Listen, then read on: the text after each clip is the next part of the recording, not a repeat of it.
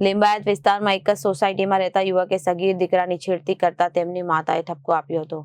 આ બાબતે બંને પક્ષો વચ્ચે વિવાદ વધ્યો હતો. લિંબાયત પોલીસ અને હત્યાનો છેડતીનો ગુનો નોંધીને મુખ્ય આરોપી સહિત કુલ 5 શખ્સોની ધરપકડ કરવામાં આવી હતી. લિંબાયત વિસ્તારમાં એક જ સોસાયટીમાં રહેતા યુવકે સગીર દીકરીની છેડતી કરતા તેના માતાએ ઠપકો આપ્યો. આ બાબતે બંને પક્ષો વચ્ચે વિવાદ વધ્યો હતો. લિંબાયત પોલીસે હત્યા અને છેડતીનો ગુનો નોંધીને મુખ્ય આરોપી સહિત કુલ 5 શખ્સોની ધરપકડ કરી. તપાસના ભાગરૂપે પોલીસે આરોપીઓને ઘટના સ્થળે લઈ જઈ આખી ઘટનાનું રિકન્સ્ટ્રક્શન કર્યું હતું. જી સર ફરી દેખ લિંબાયત પોલીસ સ્ટેશનમાં 2020-2026 મુજબનો ગુનો જે દાખલ થયેલો ગુનાની હકીકત એ મુજબની છે કે આ ગામના જે ફરિયાદી છે એમના દીકરી જે પોતાના ઘરે હાજર હતા કમળનગર આવાસની અંદર.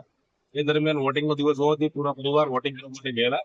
એ દરમિયાન દીકરી પોતાના ઘરે હાજર હોય એ દરમિયાન એમની બાજુમાં રહેતા આ ગામના જે આરોપી છે આરોપીનો સગીર ભાઈનો જે દીકરો છે એને આ કામના જે ફરિયાદી છે એમની દીકરીની છેડતી કરેલી. જે બાબતે આ કામના જે ફરિયાદી છે એ અને એમનો પરિવાર જે આ કામના આરોપી છે એના ઘરે ગયેલા અને આ બાબતને ઠપકો આપેલો કે તમારા દીકરા દ્વારા અમારી દીકરીની છેડતી કરવામાં આવેલી. જે બાબતે બંને પક્ષ વચ્ચે રકાઝકી થતા અને બંને પક્ષ વચ્ચે ઝઘડો થઈ ગયેલો.